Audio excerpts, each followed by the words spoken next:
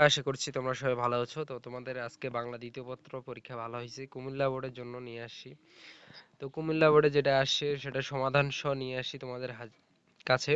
ক নাম্বারে যেটা আমি অথবা গুলা যেগুলো আছে এগুলোর সমাধান দিয়ে দিছি 102 কুমিল্লা বোর্ড বিষয় কোড।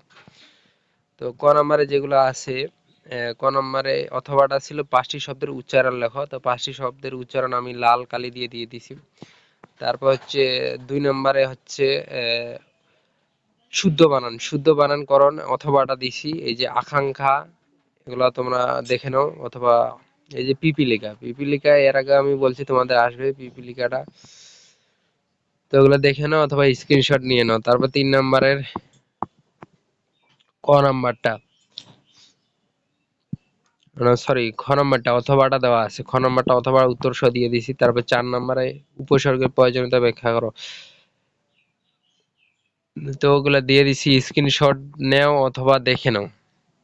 5 নাম্বার সমাধান দিয়ে দিছি ভুল কে করে, অথবাটা দিয়ে দিছি। তারপর 6 নাম্বারে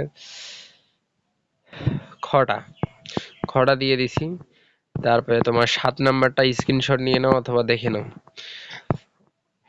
তারপরে 8 নাম্বার এগুলো তো নিজে করতে